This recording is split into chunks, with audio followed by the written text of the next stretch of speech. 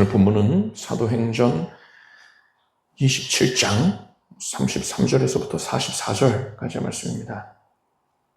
사도 바울은 로마 황제에게 재판을 받기 위해서 배를 타고 로마로 향하였습니다. 그런데 유라굴로 풍랑을 만나서 배가 표류하게 되었어요. 베테랑 선장이요 또 선원들이라 하더라도 손쓸 수가 없었습니다. 그래서 그저 배에 있던 것들을 대부분 내다 버리고, 화물은 당연히 버리고요, 심지어 운행에 필요한 그런 기구들까지도 내어버려서 배가 침몰하지 않게 최대한 가볍게 하고자 했습니다. 바람에 맡긴 채로 표류를 한 겁니다. 그 배에는 276명이 탑승해 있었습니다. 이들은 너무나도 극심하게 요동하는 배 안에서 이제 살 소망까지도 잃고 말았어요. 아무런 음식도 먹지 못하고 있었습니다. 그것도 그럴 것이 베테랑 선원들이라 하더라도 그 정도로 배가 지속적으로 흔들리다 보니까 다 개워내거든요.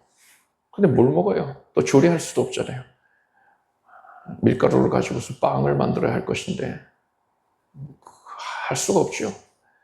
다 난리통에 그냥 기둥 붙잡고 있는 것밖에 못하는 겁니다. 여러 날이 지났어요. 사람들이 다 기진맥진한 상태입니다. 흔들리면 흔들리나 보다, 이렇게 죽나 보다 하고서 이제 완전히 말 그대로 살수만 끊어진 상태로 있는 겁니다. 자포자기한 상태인 거예요. 낮인지 밤인지 구분도 안 갈 정도입니다. 자, 그런 상황에서 모든 사람들이 소망을 잃은 상황에서 사도 바울이 사람들 사이에 일어나서 말을 합니다. 기둥 꽉 붙잡고서 일어나서 말하는 거예요. 여러분, 이제 안심하십시오. 어젯밤에 하나님의 사자가 내게 찾아와서 나에게 하나님의 말씀을 전했는데 그 내용이 무엇이냐? 네가 반드시 가이사, 그러니까 황제 앞에 서야겠다. 그러니까 로마로 반드시 가야겠다 이겁니다. 너를 반드시 로마로 보내야 되니까 내가 이 배에 너와 함께 하고 있는 사람들을 다 너에게 주겠다 이러셨다는 거예요. 사람들이 이제 우리는 죽는구나 이렇게 생각하고 있었는데 이 항해를 만류했던 사람이 일어나가지고 하나님이 우리를 구원해 주겠다 하셨습니다. 배는 잃게 될 것이지만 생명은 한 명도 잃지 않을 것입니다. 우선은 담대하게 말하는 거예요. 다들 겁에 질려서 버들버들 떨고 있는데 얼굴만 보더라도 그냥 근심이 가득한데 바울한테서는 얼굴에서 막 광채가 나는 거예요. 평안하고 담대한 거 봐라. 저 사람은 정말 신께로부터 말씀을 받은 사람이 맞다. 이렇게 사람들이 믿을 수밖에 없어요. 그 바울의 하는 말을 듣고는 저 사람이 섬기는 하나님이, 여호와 하나님, 예수 그리스도 하나님이 우리를 구원하겠다 하셨대. 아이고 다행이다. 사람들이 바울의 말을 듣고 이제는 안심을 하는 겁니다. 그때부터 이제 바울이 이들의 지도자가 되는 거예요. 죄수의 신분으로 지금 호송되고 있는데도 바울이 이 사람들의 지도자가 된 겁니다. 밤중이었어요. 깜깜한 밤이라서 아무것도 안 보입니다. 근데 확인해 보니까는 점점 육지에 다가가는 것 같단 말이에요. 수심이 얕아지고 있단 말이에요. 이대로 가다 보면 이제 암초에 부딪힐 수가 있는 겁니다. 그래서 선원들이 급하게 배의 뒷부분으로 가가지고 닻을 내립니다. 최대한 천천히 접근하게 하는 거죠. 그러면서 거룻배를 바다에 내렸어요. 기회를 봐서 탈출하겠다는 겁니다. 거룻배에 선원들만 간신히 탈 정도거든요. 여유가 없어요. 그러니까 자기들만 타고 탈출하겠다는 거예요. 그 모습을 보고 바울이 저 사람들이 없으면 너희가 구원을 받지 못한다. 그랬더니 병사들이 달려가가지고 그 거룻배를 끊어버렸습니다. 묶었던 것을 끊었어요. 이제 거룩배 없으니까는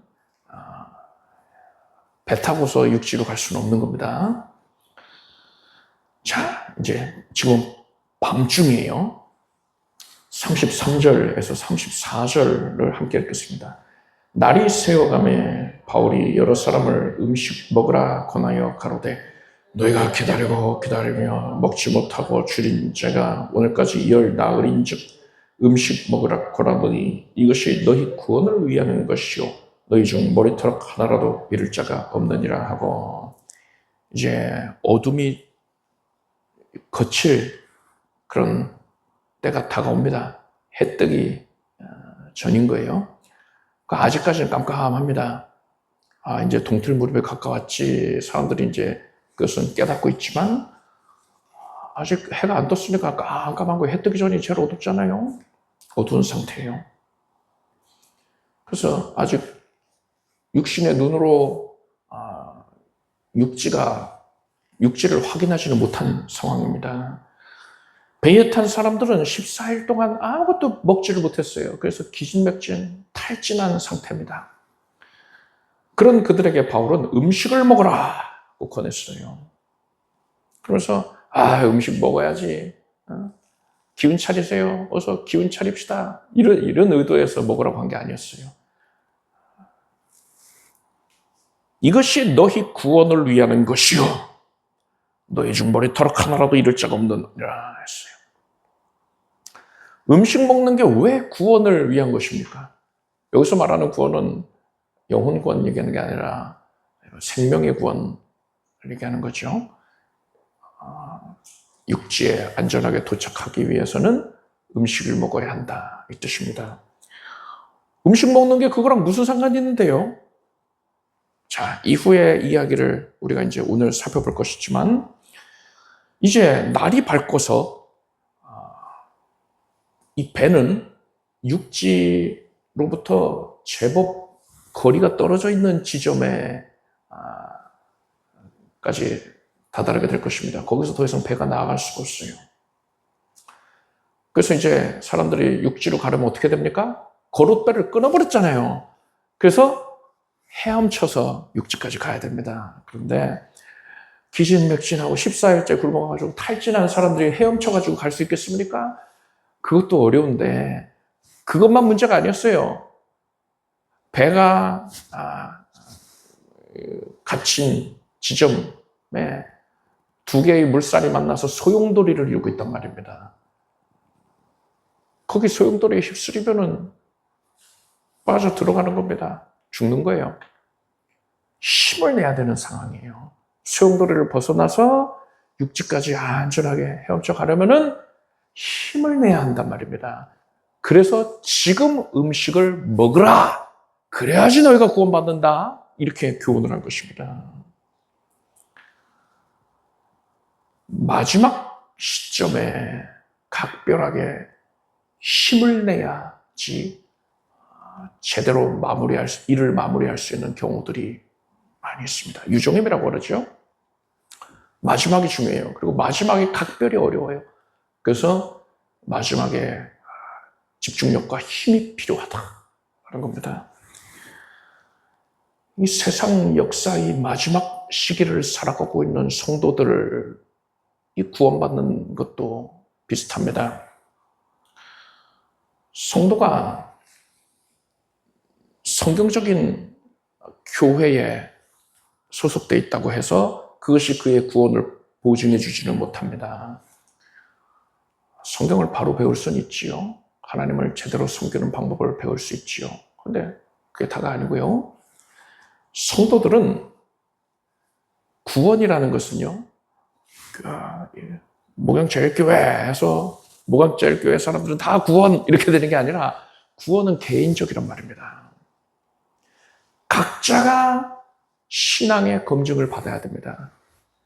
각자가 헤엄을 쳐서 천국에 당도해야 되는 거예요. 교회 안에 있다고 해서 구원받는 게 아니라 열심히 각자가 헤엄을 쳐가지고 나아가서 소용돌이를 지나서 육지에 당도해야 되는 겁니다. 가나안 땅, 천국에 당도를 해야 되는 겁니다. 바울과 함께하는 사람들이 헤엄을 쳐가지고 육지에 당도를 하는 것은 영적으로 볼 때에는 성도가 천국에 다다르기 위해서 애쓰고 노력하는 모습이라고 할 수 있습니다. 그런데 여러분, 마지막 때에는요, 그 전까지는 그저 열심히 헤엄만 치면 되는데, 마지막 때에는요, 성도가 헤엄을 쳐 가야 하는 그 지점에 큰 소용돌이가 있습니다. 마귀가 자기 때가 얼마 남지 않았다는 것을 알기 때문에 발악을 해요. 그래서 큰 소용돌이를 만들어 놓고 성도들을 미혹하려고 하는 것입니다. 힘이 떨어진 자들은요, 그 소용돌이를 벗어나지를 못합니다. 헤어나오지를 못해요. 휩쓸려서 빨려 들어갑니다. 이 소용돌이가 뭡니까?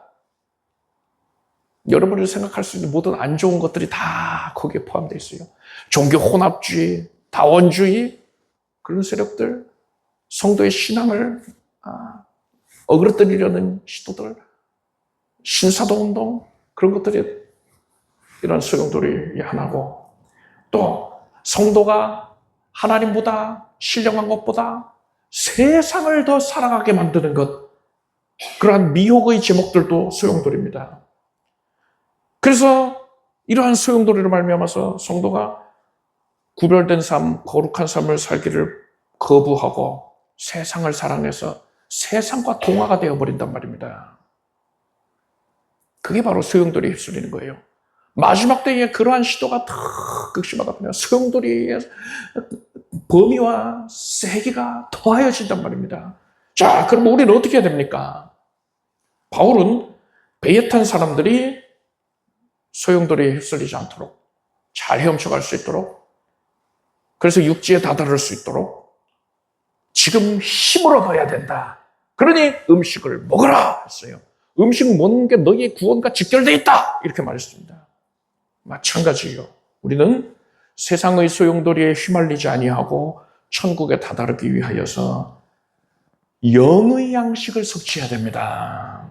영의 양식이 뭡니까? 예수께서 사람이 떡으로만 살 것이 아니요 하나님의 입으로 나오는 모든 말씀으로 살 것이라 했습니다.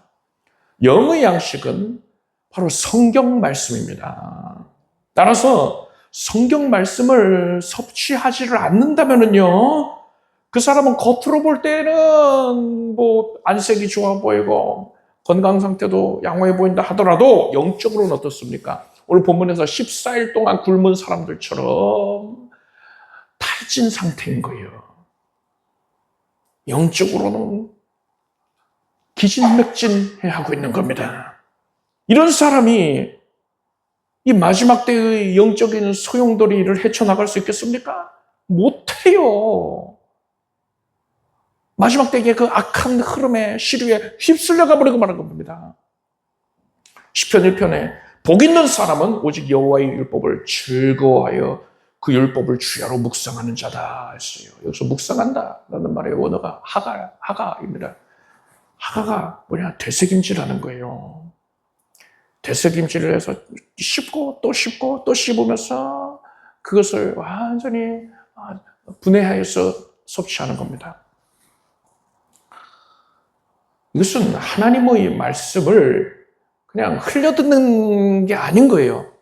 건성으로 그냥 교회 나왔으니까 목사님이 설교하니까 그 시간 동안 그냥 졸지 않고 들으면 자리 지키고 있으면 되는 거지. 그렇게만 생각하면 안 된단 말입니다. 하나님께서 내려주시는 말씀을, 이 성경 말씀을 잘 풀어서 여러분에게 증거하고 있잖아요. 한번 소화가 되게끔 해가지고 여러분한테 공급을 한단 말입니다. 그럼 여러분이 또 잘게 씹어서 여러분의 것으로 섭취를 해야 되는 겁니다. 그러한 자는 복이 있습니다. 그래야 할 때에 우리의 영혼이, 속사람이 힘을 얻게 되는 거예요. 말씀의 영이신 성령께서 여러분 안에서 역사해 주시는 것입니다. 성령으로 충만하게 해주시고 성령의 권능의 손길에 압도적으로 사로잡혀서 성령께서 주장 역사하셔서 인도하셔서 천국에 다다르게 해주시는 것입니다. 여러분은, 우리 각자가 지금 이 마지막 때의 악한 시류, 큰 큰 소용돌이를 헤치고 나아가야 한다는 사실을 깨닫기를 바랍니다. 그래서 여러분은 지금 하나님의 말씀을 섭취하는 데에 열심을 내길 바랍니다. 여러분의 영혼이 하나님의 말씀으로 말미암아 저기 강건하여지고, 그래서 세상에 휩쓸리지 아니하고 천국에 우리 모두 다 온전히 당도하게 되길 바랍니다. 35절에서 37절까지 함께 읽겠습니다. 떡을 가져다가 모든 사람 앞에서 하나님께 축사하고 떼어 먹기를 시작하매 저희도 다 안심하고 받아 먹으니 배에 있는 우리의 수는 전부 276인이로라. 여기서 떡을 먹었다 하는데 뭐 우리가 생각하는 뭐 찹쌀떡, 인절미 이런 게 아니라 빵이라고 생각하시면 됩니다. 밀가루로 만든 빵이에요. 바울은 그 빵을 가져다가 하나님께 축사를 했어요. 감사 기도를 한 거예요. 또 예수의 이름으로 이 자리에 모인 이들을 축복하는 그런 기도를 한 겁니다. 그리고서는 그 빵을 떼어서 사람들한테 나누어서 먹게 합니다. 흡사 성찬과 비슷한 거예요. 그러니까는 이 모인 이들로 하여금 하나님을 섬기게 하고 하나님께 감사를 드리게 하고 하나님의 은혜를 구하는 이 신앙의 행위를 한 것입니다. 그런데 이 배에 타고 있는 276명들 다 예수 믿는 사람입니까? 예수 믿지는 않는다 하더라도 여호와 하나님이 누군지 아는 사람입니까? 그러지 못한 자들이 태반이란 말이에요. 유대인들도 적거리와 대부분이 뭐 로마인, 헬라인, 그 외 이방인들 이란 말입니다. 그런 사람들 앞에서 예수의 이름으로 불리는 하나님께 감사를 드리고 찬양을 올리고 예수 이름으로 이들을 축복하고 떡을 떼어준단 말입니다. 그리고 사람들에게 이제 감사 표시를, 하나님께 감사함을 고백하게 한단 말입니다. 이때 사람들이 뭐야 이거 뭐 하자는 거야? 뭐 여긴 종교의 자유도 없어? 하면서 바울에게 반발했습니까? 나는 예수 싫어. 나는 내가 섬기는 신에게 기도할 거야. 이랬습니까? 한 사람도 안 그랬어요. 36절을 보니까 저희도 다 안심하고 받아먹었다. 그렇게 반발할 마음이 남아있질 않아요. 살 소망이 끊어졌던 자들에게 지금 생명의 소망을 공급해준 바울 아닙니까? 그저 사람들이 이 어린 아기가 엄마를 의지하는 것처럼 바울을 의지하고 따르고 있단 말입니다. 그래서 그 어린 아기한테 엄마가 밥 먹기 전에 기도하고 먹자 하고서 기도해주고 먹이는 그런 분위기인 거예요.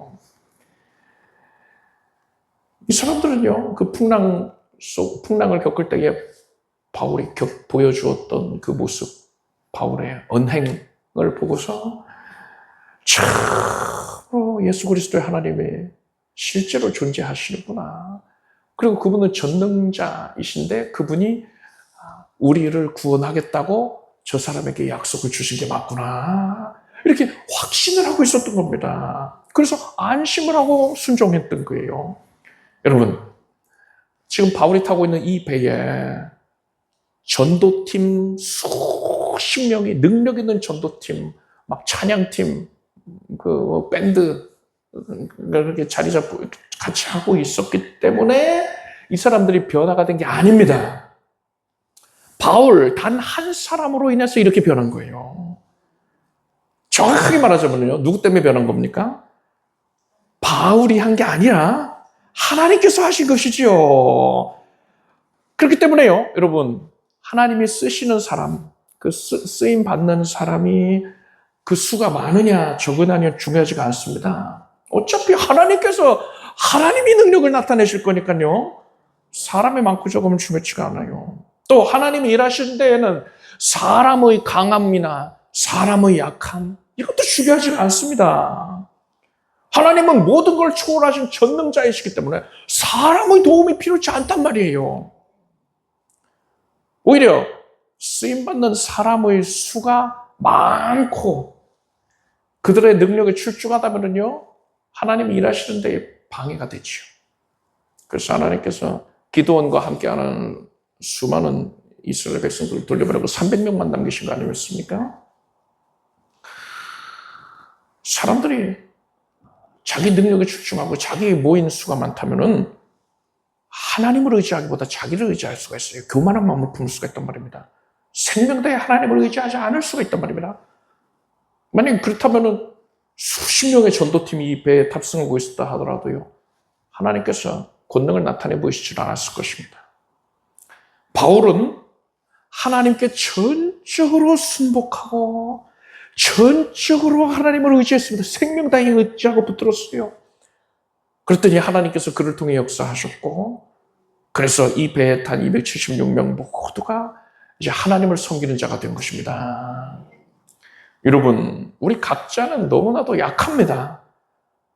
그렇지만 하나님께서 일하시면 여러분 한 사람 한 사람을 통하여서 여러분이 있는 그곳이, 여러분의 가정이, 또 여러분과 관계 맺고 있는 모든 사람들이 변하여서 구원을 얻게 된다는 사실을 믿으시길 바랍니다.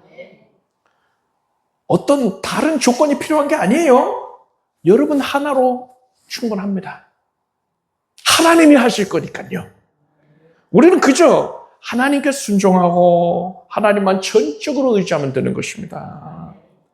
그리고 여러분, 이러한 교훈은요, 또 우리 교회에도 큰 위로와 격려가 됩니다. 우리는 작은 교회잖아요. 사람 수도 적지요. 또 재정적으로도 연약하지요.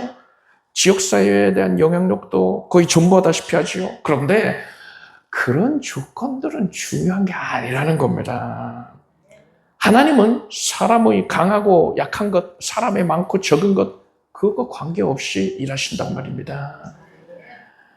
우리는 그저 하나님께 순복하고 전적으로 하나님을 의지하기만 하면은, 그러면 하나님께서 우리 각자를 구원의 도구로, 우리 교회를 구원의 도구로 사용해 주실 것입니다.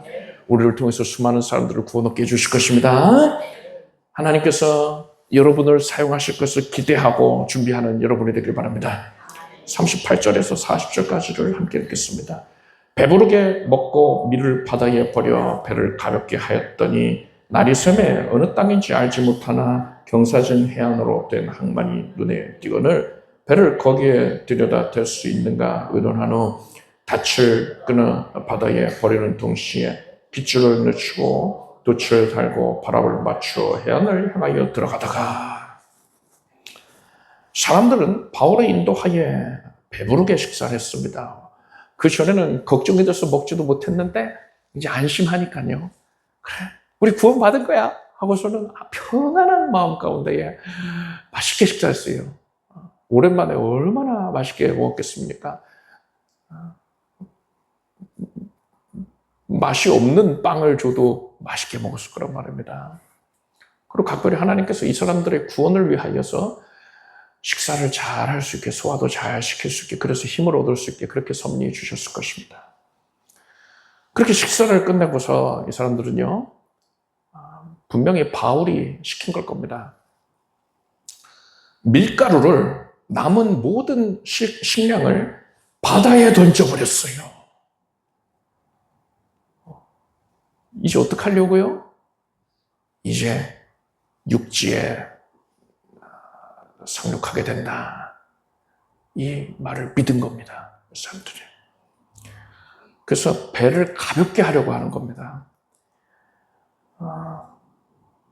거룻배가 없으니까 배를 육지에 최대한 근접하게 가져가고, 거기서 배는 분명히 땅에 걸릴 거예요. 그렇게 되면은 남은 거리는 수영을 해서 가야 됩니다. 그런데 배가 무거우면 수면 아랫부분에 배가 더 많이 깊이 잠겨 있지 않겠습니까? 그러면은 그만큼 깊은 곳에서 걸릴 거 아니에요. 그러니까 최대한 배가 가볍게 하는 겁니다. 그래서 더 가까이 육지에 다가가서 거기서 걸리게 하려고 밀가루를 다 버린 거예요. 그러면 수영을 조금만 해도 되니까 더 유리한 것이죠. 그렇게 밀가루를 다 버리고 났더니 39절을 보니까 날이 샜습니다. 이제 해가 떴어요. 밀가루 버릴 때에는 깜깜한 겁니다. 여러분, 해 뜨기 전에 가장 어두워요. 깜깜한데 이제 곧 해 뜰 거다, 해 뜰 거다 이 얘기 들으면서 밀가루를 버린 겁니다. 깜깜하니까 육지를 아직 보지 못했습니다. 이제 우리 구원받는데 이 말만 들은 거지 육지 못 봤단 말이에요. 그런데 바울이 시키는 대로 버렸어요. 왜요? 너희는 이제 구원받는다 한 말을 믿은 겁니다. 믿음을 순종으로, 믿음을 행함으로 증명한 거예요. 정말로 이 사람들이 믿고 있다는 걸 증명해낸 것입니다. 그래서 하나님께서는 날이 밝자마자 육지가 눈앞에 보이게 해주신 것입니다. 하나님께서 아브라함에게 너는 너희 본토 지쪽 아버지 집을 떠나 내가 네게 지시할 땅으로 가라 하셨습니다. 가나안 땅으로 가라. 거기서 너를 열방의 아비로 삼겠다. 많은 민족의 아버지로 삼겠다. 이러지 않으셨어요. 지시할 땅이에요. 아직 지시 안 하셨어요. 그런데도 아브라함이 순종해서 출발을 합니다. 출발해서 여정 내내 하나님께서 가나안 땅을 지정하시지 않았습니다. 한 걸음 한 걸음을 인도하신 거예요. 그 인도하심 따라서 우르에서 출발해서 하란까지 가고 하란에서 또 한 번 하나님이 부르십니다. 그래서 또 그곳에서 또 하나님의 인도하심 따라서 나아갑니다. 가나안 땅에 이르니까 하나님께서 가나안 땅을 아브라함과 그의 후손에게 주시겠다 이렇게 약속하신 것이지요. 그리고 하나님께서는요 아브라함이 아들 이삭을 낳고 이삭이 이제 한 소년 시절에 되었을 때에 네 아들 네 사랑하는 독자 이삭을 데리고 모리아 땅으로 가서 내가 네게 지시하는 한 산 거기서 그를 번제로 드리라 하셨습니다. 번제로 드린다는 것은 가죽 벗겨가지고 토막토막 내서 다 완전히 불살라버리는 거예요. 그런데요 하나님께서는요 이전에 아브라함한테 이삭에게서 나는 자라야 네 씨라 칭할 것임이라 하셨습니다.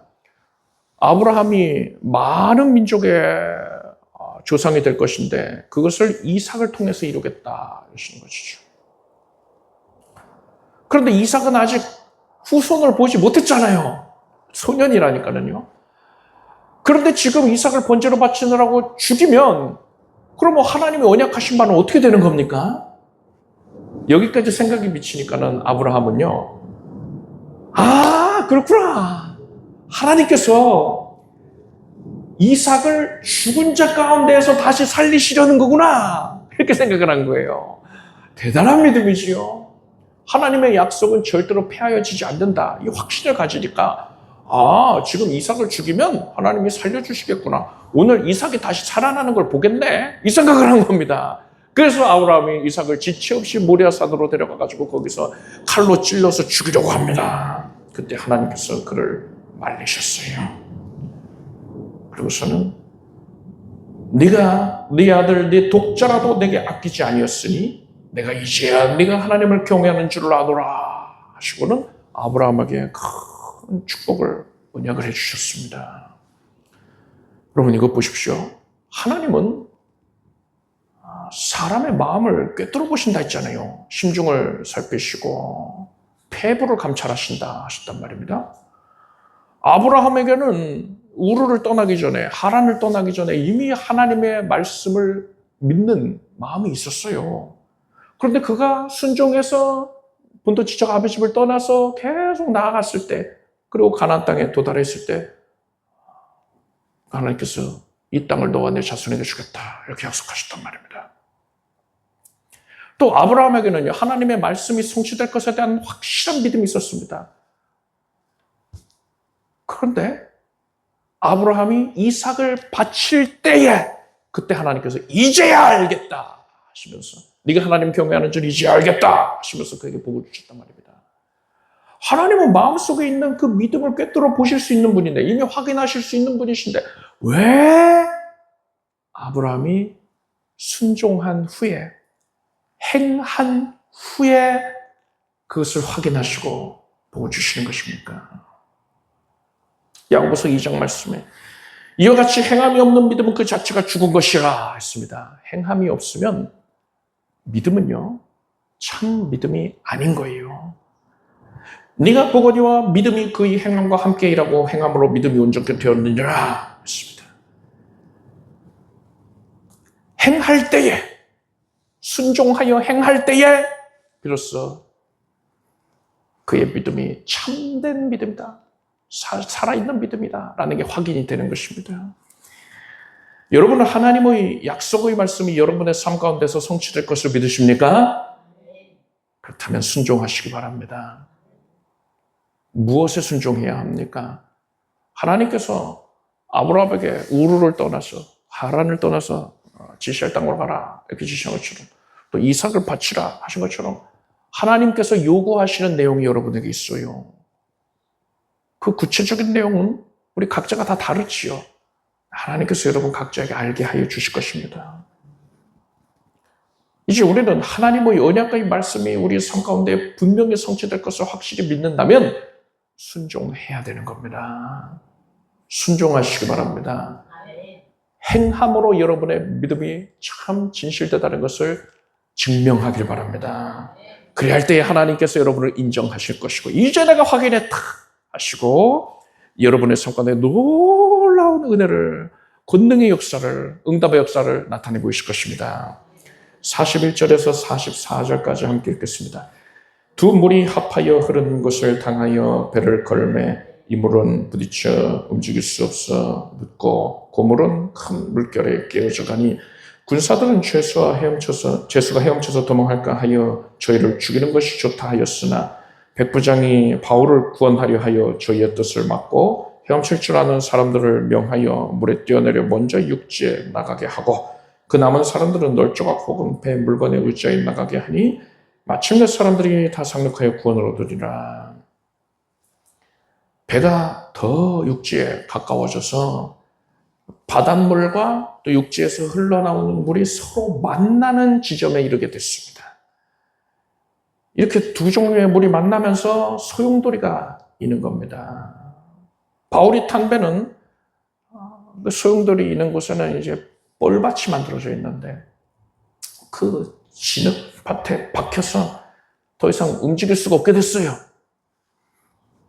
그리고 배가 고정되어 있으니까는요, 파도를 거스르는 것이 아닙니까? 이전에 배가 떠 있을 때는 파도에 그냥 휩쓸려서 가는데 이제 앞이 박혀 있으니까 뒤에 와서 부딪히는 파도에 영락없이 충격을 받을 수밖에 없는 거예요. 그래서 배의 뒷부분이 계속 부서져 가는 겁니다. 이대로 있으면은 배 침몰해가지고 다 빠져 죽습니다. 그래서 사람들은 이제 바다에 뛰어들어서 헤엄을 쳐서 육지에 가고자 했습니다. 그런데 여러분, 당시의 로마법에 따르면은 죄수를 감옥에 붙잡아두고서 지키고 있던 경비병이라든가 아니면 죄수를 호송 중이던 그런 병사가 이렇게 호송하고 있는데 죄수가 도망을 쳤다. 그럼 그 감옥을 지키고 있던 자가 그 죄수가 받아야 될 형벌을 대신 살아야 돼요. 호송하다가 놓쳤다. 이 호송하는 사람이, 담당자가 그 죄수의 형벌을 대신 받아야 됩니다. 그래서 심지어는 사형수를 호송하다가 놓쳤어요. 그래서 대신 사형당했다고 합니다. 그렇게 법이 엄했어요. 그래서 빌립보 감옥에서도 바울과 실라가 감옥에 갇혔을 때에 바울과 실라의 찬송을 들으신 하나님께서 옥터를 뒤흔드시고 감옥문을 여셨잖아요. 메인 것을 푸셨잖아요. 감옥문이 다 열려있는 것을 보고서 간수가 자결을 하려고 했습니다. 왜요? 그 도망간 죄수들의 모든 형량을 자기가 다 대신 뒤집어 써야 되니까는 도저히 난 감당이 안 돼 하고서는 죽는 게 낫겠어 하고 자결을 하려고 한단 말입니다. 그런 일이 있었잖아요. 지금도 마찬가지입니다. 병사들이 죄수가 도망치면 우리가 크게 낭패를 보게 되니까 지금 다 죽입시다 이럽니다. 그러고서는 사고가 나서 죄수들이 이렇게 죽었습니다 이런 식으로 보고를 하면 되는 거예요. 그런데 백부장이 바울을 흠모했던 것 같아요. 존경했던 것 같습니다. 그래서 바울까지 죽여야 되니까요. 지금 바울을 살리기 위해서 병사들을 막았어요. 그러고서는 다 함께 헤엄을 쳐서 육지에 가고자 합니다.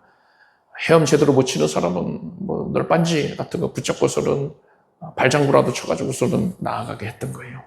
그렇게 해서 모든 사람들이 276명 한 사람도 빠짐없이 다 섬에 당도하게 됩니다. 이 섬이 이제 멜리데 섬이에요. 섬에서의 생활은 우리가 또 다음 주에 살펴볼 것이고, 여기서 우리가 지금 주목할 부분은 이겁니다. 병사들이 바울까지 포함해서 모든 죄수들을 죽이려고 했던 모습을 보십시오. 병사들이요, 바울 선생님은 사도인지도 모를 거 아니에요. 이 바울 선생님은 살려드리고 나머지 죄수들만 죽입시다, 이러지도 않았어요. 그냥 다 뭉뚱그려서 죄수들 다 죽입시다 이랬어요.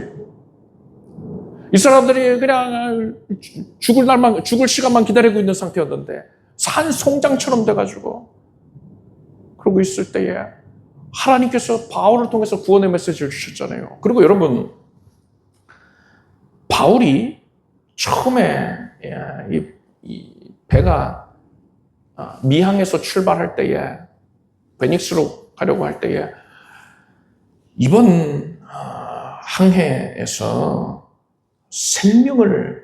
생명에도 타격과 많은 손해가 있을 것이다 했어요. 화물 손상, 배를 잃어버리는 것뿐 아니라 우리의 생명에도 타격과 많은 손해가 있으리라. 분명히 이렇게 말했습니다. 원래 이번 풍랑으로 인하여서 수많은 사람들이 생명을 잃게 되는 것, 그게 원래 정해진 바였던 거예요. 그런데 하나님께서는요,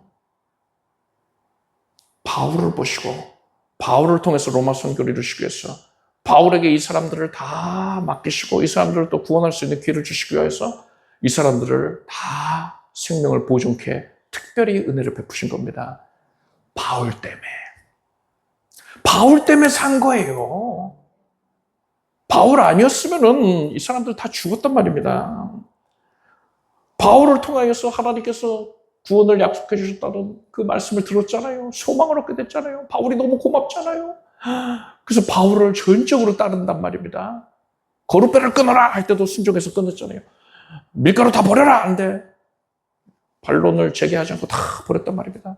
그렇게 바울을 전적으로 따르던 자들이었어요. 그런데 이제 로마법에 의해서 자기들 생명이 위협해질 상황이 이렇게 되니까는 어떻게 한 겁니까? 바울까지 포함해서 다 죽이자 이러는 거예요. 참 배은망덕하죠. 그런데 바울이 그 병사들에 대하여서 너희가 어떻게 그런 모습을 볼 수가 있느냐? 참 패역하다. 이렇게 꾸짖지 않았습니다. 이 일로 인하여서 울상이 되지도 않았고요. 목숨을 구걸하지도 않았습니다. 바울은 담대했어요. 왜요? 하나님의 계획을 아니까요. 바울을 반드시 로마에 당도하게 하실 것을 아니까요. 로마 선교를 위해서 그것을 이루신다는 걸 아니까요. 하나님께서 그것을 계획하시고 이루어 가시는데 누가 바울을 해하게 할 수 있겠습니까? 하나님이 허락 안 하시는 거예요. 그래서 바울은 걱정이 없는 겁니다. 그러니까 이렇게 담대한 모습인 거예요. 병사들이 다 자기를 죽이려 달려들어도 하나님께서 어떻게든 보호해 주실 거란 말입니다.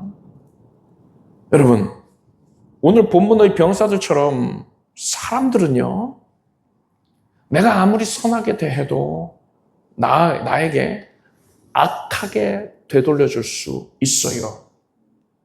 그게 이상한 게 아닙니다. 사람은 다 악해요. 의인은 없나니 하나도 없다 했고, 다윗도 하나님을 신실하게 섬긴 다윗까지도 이렇게 고백합니다. 내가 죄악 중에 출생하였으며 모친이 죄 중에 나를 잉타하였나이다 했어요. 모든 사람은 다 죄 가운데에 거하고 있기 때문에, 또 구원받은 자라 하더라도 성도라 하더라도 마음은 오늘도 육신이 연약하여 죄를 쉽게 짓게 되기 때문에 이렇게 선을 베풀었는데도 악으로 되돌려준 일들이 비일비재합니다. 이게 세상이에요.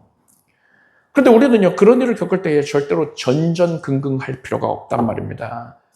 분노할 것도 없어요. 어떻게 그럴 수 있어? 하고 분노할 것도 없어요. 당연하게 여기면 됩니다. 오늘 본문에서 바울이 그랬던 것처럼요, 우리는 그죠? 하나님의 언약이 성실하게 반드시 성취될 것을 믿기만 하면 됩니다. 그러면 흔들리지 않는 거예요. 담대한 거예요. 아, 사람인지라 연약해서 저런 모습 보일 수 있어? 하고 우리는 오히려 그것을 이해해 줄 수도 있는 것입니다. 여러분은 하나님께서 하나님의 사랑하는 자녀에게 그가 겪는 모든 일들이 변하여서 합력하여 선이 되게 해주신다는 것을 확실히 믿길 바랍니다. 이런 언약은 반드시 성취가 됩니다. 우리가 그 언약을 믿고서 담대하게 평안함을 누리고 있다면 하나님께서는 악인들의 괴사가 그 괴계가 허사가 되게 해주실 것이고 언약하신 모든 내용이 여러분의 눈앞에서 성취되는 것을 보게 해주실 것입니다.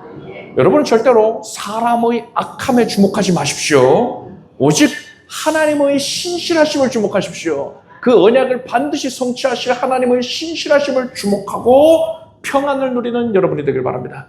기도하겠습니다. 하나님. 하나님은 신실하십니다. 언약하신 바를 반드시 성취하십니다. 하여 우리는 담대하겠습니다. 평안함을 누리겠습니다. 하나님께서 일하실 것을 기대합니다. 하나님, 이 마지막 때에 우리가 세상의 악한 시류에 휩쓸리지 아니하도록 영의 양식, 하나님의 말씀을 성실하게 섭취하게 하소서. 그래서 우리의 속사람의 능력으로 강건하여지고 성령 충만하여서 악한 흐름을 말세의 소용돌이를 우리가 거슬러서 가서 천국에 당도하게 해주시옵소서. 예수님의 이름으로 기도드립니다. 모두 자리에서 일어나시기 바랍니다. 가슴에 손 얹고 아픈 곳에 손 얹고 기도하겠습니다.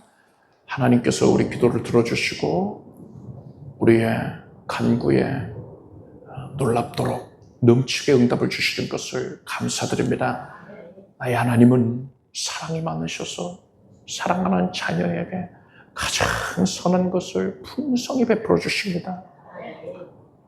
그것을 알기에 우리가 기쁜 마음으로 하나님께 간절하게 구합니다. 사랑의 심령으로 구합니다. 하나님께서 아름답게 응답하여 주시옵소서. 우리의 속사람을 능력으로 강건케 하여 주시옵소서. 우리 연약한 육신을 하나님께서 쾌유케 하여 주시옵소서. 예수 그리스도 이름으로 명령한다. 너희의 모든 신경에 혈관이 모든 세포 조직들이 온전하여질지어다.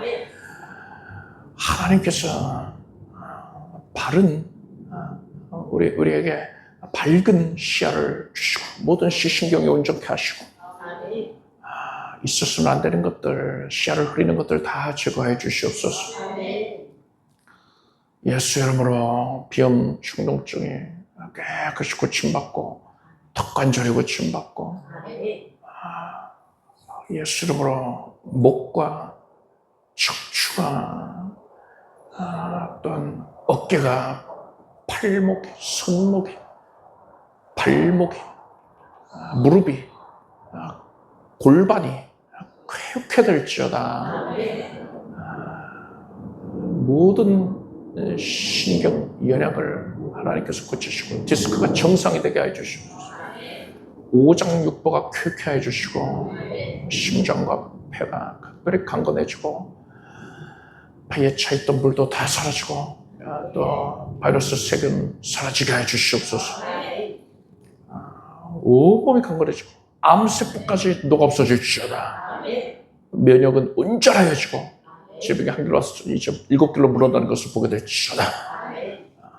예수의 이름으로 주의 백성들이 이 세상 가운데서 신령한 복뿐 아니라 기름지고 또 넘치게 선물 받았습니다. 건강을 허락받았고 물질의 복을 받겠습니다. 하나님께서 하늘문 여시고서 쌀 것이 없을 정도로 풍성히 베풀어주셔서 주의 일을 감당하는 데에 어려움이 없게 해주시옵소서. 차고 넘치는 은혜를 향유할지어다. 예수님의 이름으로 기도드립니다. 믿은 대로 될지어다. 박수 올리겠습니다. 자리에 앉으십시오. 준비하신 예물 정성된 마음으로 드리겠습니다. 드리신 예물 위해 기도하겠습니다. 하나님께 감사드립니다. 모든 것 하나님께서 주셨으니 그것을 믿음으로 고백하고 하나님의 주권을 인정하오며 하나님께 구별하여 드립니다. 아름답게 여겨주시고 연락해 주시고 드린 심령 위에 손을 얹으시고 은총을 더하여 주시옵소서. 참으로 상상도 못했던 방법으로 구한 것 이상으로 넘치는 응답을 내려주시옵소서. 예수님의 이름으로 기도드립니다. 우리 주 예수 그리스도의 이름으로 하나님 아버지의 사랑과 성령님의 교통하심이 거룩한 수요 예배에 함께한 살아가는 성도들 위해 영원토록 함께 오시기를 축원합니다.